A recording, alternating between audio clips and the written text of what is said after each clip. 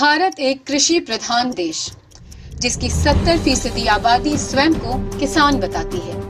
अगर परिवारों की बात करें तो आज भी लगभग 48% परिवार किसी न किसी रूप में खेती पर निर्भर हैं और यही 48% परिवार खुद के अलावा बाकी बचे 52% लोगों के लिए भी अनाज पैदा करते हैं। हम उस देश में रहते हैं जिसे अपने जन्म से भी पहले कृषि प्रधान देश कहा गया।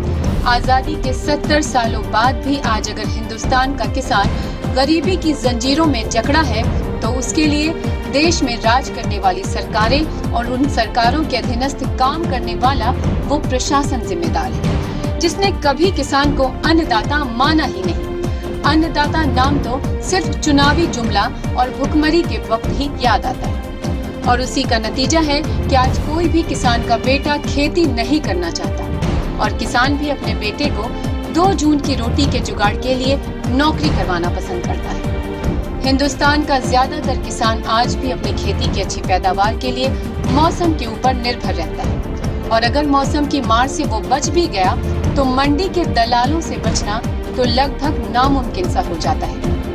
यही वो चुस्त दुरुस्त सिस्टम है जो हमारी नीति नियंताओं ने हमें इन 70 सालों में दिया।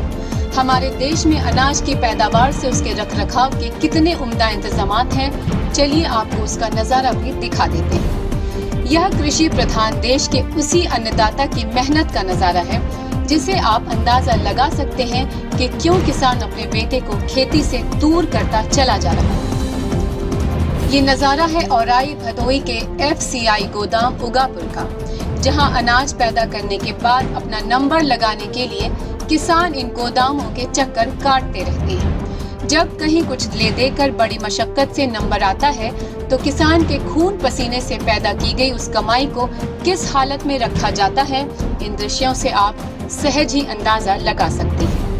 FCI का ये गोदाम, जिसे आप अनाज का तालाब भी कह सकते हैं, इसके सिर्फ दीवारों की ऊंचाई इतनी जरूर रखी गई है ताकि यहाँ की बद इंतजामी कोई भी आमजन बाहर से देख ना सके।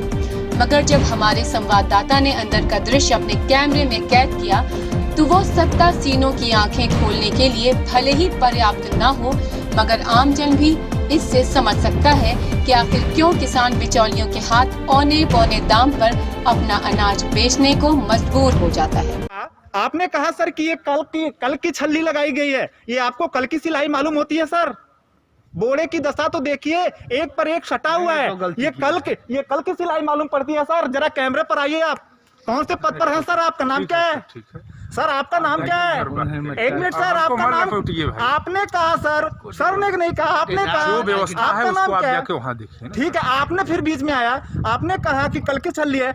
जरा हमें बताएंगे, आप कोटेदार संघ के अध्यक्ष हैं, ये कल की छल्ली लगाई दिखाई दे रही है? नहीं, ये लापरवाही होता है। यहाँ से ये दशा दिखा रहा है कि किस प्रकार की लापरवाही FCI रौरी गोदाम से देखा जा रहा है। आप सभी देख सकते हैं। और यहाँ के निर्गत कार्यकारी सदस्य जो हैं, जो कर्मचारी हैं, वो हमें बता रहे हैं कि कल शाम को यहाँ पर लगाया गया, जो लॉट लगाया गया है गेहूं की, देख सकते हैं। और पूरा उत्तर प्रदेश जान रहा है कि 8 दिनों से मौसम की खराबी के कारण हल्की फुल्की बारिश हो रही है, तूफान उठ रहे हैं, लेकिन यहाँ के जो जनाबे वाले हैं, जो यहाँ के कर्ता धर्ता है, वो कह रहे हैं कि आकस्मिक बारिश है, पल्ला झाड़ रहे हैं अपने कर्तव्य से। एक भी तरपाल यहाँ पर देखा नहीं जा रहा है और कह रहे हैं, सरकार कह रही है खरीदिए। क्या इन्होंने सरकार को सूचित किया कि हमारे पास संसाधन अवेलेबल नहीं है, उपलब्ध नहीं है?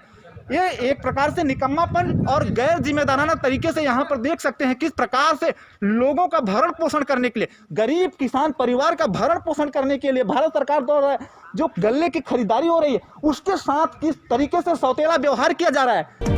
क्या भारतीय खाद्य निगम को ये सब दृश्य विचलित नहीं करते, या सिर्फ किसानों के साथ ही अन्याय नहीं किया जा रहा, बल्कि ये सब हम देशवासियों के स्वास्थ्य के साथ खिलवाड़ है, जिन्हें इस तरह से पानी और कीचड़ में सना हुआ अनाज खाने को मजबूर होना पड़ता है। क्या इस तरह का अनाज खाने से आम लोगों के शरीर में बीमारियों का कोई खतरा नहीं होता? क्या गेहूं के भंडारण में 10% से ज्यादा नमी न होने का FCI के गोदामों में लागू नहीं होता? आखिर इन क्रय केंद्रों की इंतजामी के लिए कौन है जिम्मेदार? जब हमारे संवाददाता ने क्रय केंद्र पर मौजूद कर्मचारियों से यहां पर बारिश होने के बावजूद त्रिपाल और प्लास्टिक की व्यवस्था न होने का जिक्र किया तो उनका जवाब सुनकर आपको लगेगा मानो कि ये उत्तर प्रदेश का नहीं बल्कि हिंदुस्तान के बाहर का कोई राज्य हो, जिसके लिए मौसम विभाग ने कोई अलर्ट ही जारी न किया हो। वरना महाराष्ट्र, गुजरात से लेकर राजस्थान, उत्तर प्रदेश तक के कई हिस्सों में तूफान और भारी बारिश का एक हफ्ते पहले ही अलर्ट जारी कर दिया गया था। सवाल उठता है कि क्या एफसीआई के गोदाम में त्रिपाल और प्लास्टिक की व्यवस्था के लिए एक हफ्ते का समय काफी नहीं था? क्या त्रिपाल खरीदी के लिए किसी बहुत बड़े बजट के आवंटन की आवश्यकता थी जो कि एफसीआई की पहुंच से बाहर था, या उन्हें अपने मातहतों का कोई डर ही नहीं? सवाल दर्जनों है। समस्या सिर्फ किसानों की नहीं, किसानों के हक और पूरे देश के स्वास्थ्य की है। क्या एफसीआई के इन कर्ता धर्ताओं के ऊपर किसानों के हक और देशवासियों के स्वास्थ्य से खिलवाड़ करने का मुकदमा दर्ज नहीं किया जाना चाहिए? और क्या केंद्र सरकार और राज्य सरकारें अपने स्वास्थ्य बजट में बढ़ोतरी करने के बजाय देश का स्वास्थ्य खराब करने वालों पर नकेल कसे? व्हाइट रे टाइम्स आप सभी से अपील करता है कि ऐसे देश के दुश्मनों को उजागर किया जाना चाहिए। आप अपने फोन से वीडियो बनाकर हमें भेज सकते हैं। ऐसे भ्रष्ट सिस्टम के खिलाफ आप भी आवाज उठाइए। हम आपकी आवाज को सवालों के जरिए अंजाम तक पहुंचाएंगे। ज्ञानपुर भदोही से अनुराग कुमार की रिपोर्ट।